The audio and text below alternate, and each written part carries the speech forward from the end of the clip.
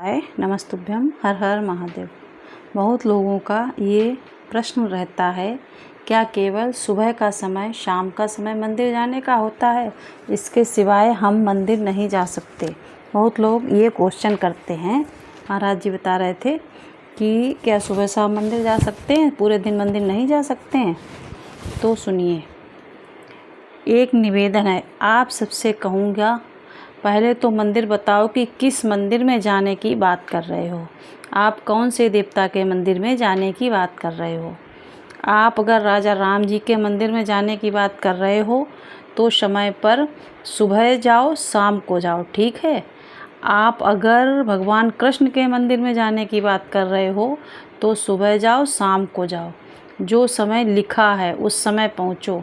आप दत्त भगवान के मंदिर में जाने की बात कर रहे हो तो सुबह जाओ, शाम को जाओ, जितने बजे उनका गेट खुलता है इन भगवानों का और जितने बजे बंद होता है उतने बजे आपको दर्शन के लिए जाना पड़ेगा। गणेश जी के मंदिर में जाने की बात कर रहे हो तो सुबह जाओ, शाम को जाओ, मना नहीं। आप जितने भी देवता हैं बहुत ध्यान से सुनिएगा। आस्था चैनल के जितने श्रोता भाई बहन कथा सुन रहे हैं बहुत ध्यान से सुनिएगा।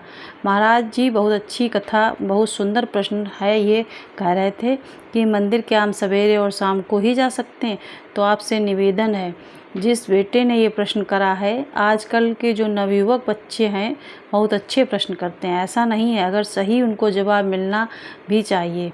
अगर गणेश जी के मंदिर जा रहे हो, राम जी के मंदिर जा रहे हो, कृष्ण जी के मंदिर जा रहे हो, दत्त भगवान के मंदिर जा रहे हो या फिर माता रानी के मंदिर जा रहे हो, किसी अन्य देवता के मंदिर जा रहे हो तो सुबह और शाम जाइए। पर यदि आप शंकर और जगत जननी जगदम्बा के मंदिर में, दुर्गा के मंदिर में, भवानी के मंदिर में अगर जा रहे हो तो कोई समय नहीं है। ऊपर हमसे गलत निकल गया था कि माता के मंदिर में, भवानी के मंदिर में अगर जा रहे हो तो कोई समय नहीं। क्यों? क्योंकि माँ और बाप के रूप में बेटा कभी भी जा सकता है। माता और पिता तो बाहें पसारे खड़े हैं। मेरे राम अयोध्या के राजा हैं, मेरे राम वन में विचरण भी करे हैं। 14 वर्ष पर मेरे राम अयोध्या के राजा बनकर बैठे हैं। तो राज्यसभा में एक समय की सीमा होती है कि राजा कब बैठेंगे, राजा से कब मिलना है। मेरे भगवान द्वारका के राजा हैं, कृष्ण ब्रज के राजा हैं, मेरे बिहारी जी, मेरे राधा रमन लाल जी। एक समय सीमा है कि भगवान कब मिलेंगे, राजपाट में कब प्राप्त होंगे। दत्त भगवान गुरु हैं, साधक हैं, उपासक हैं।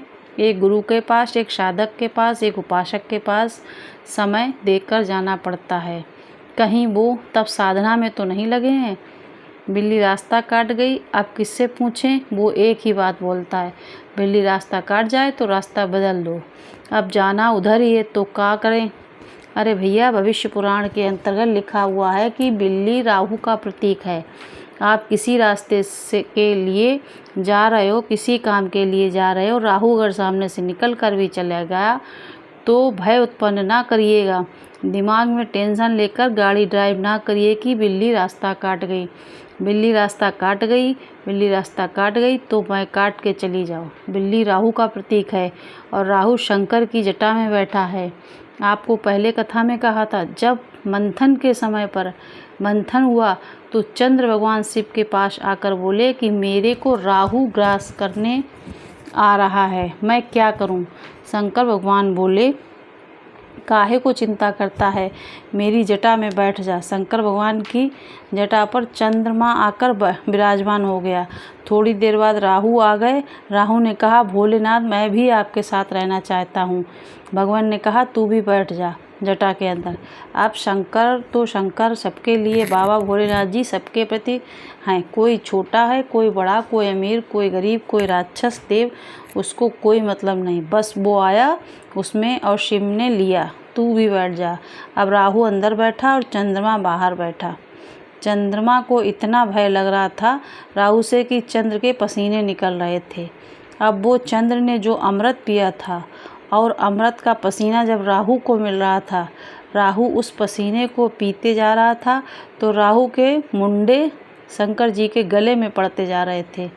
शंकर जी के गले में 2 तरह के मुंडे होते हैं, एक मूछ वाला मुंडा और एक कपाल का मुंडा।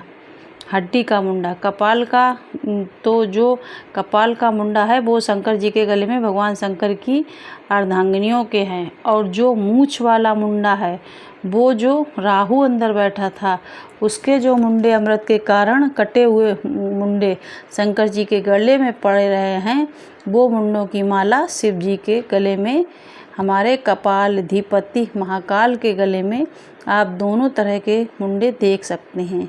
कभी उनकी स्वरूप का दर्शन करना आप महाकाल बाबा का, तो कभी उनको हड्डी का मुंडा, हड्डी जैसा स्वरूप चांदी का, या कभी मूंछ वाला मुंडा बाबा को पहनाते हैं। और स्वरूप का स्मरण, उस स्वरूप का सुख तो मान लो, अगर काट भी गई बिल्ली रास्ता तो शिव का स्मरण करो ना भाई, शंकर को जपो, राहु का रास्ता काट गई। शिव की स्मरण करो और चलते चले जाओ अपने मार्ग की ओर। हम अपने मार्ग को विचलित नहीं करेंगे। भगवान का स्मरण कर कर हम जिस कार्य पर जा रहे हैं, भगवान का स्मरण कर कर हम जिस कार्य के लिए आगे बढ़ेंगे वो कार्य हमारा सफल होगा।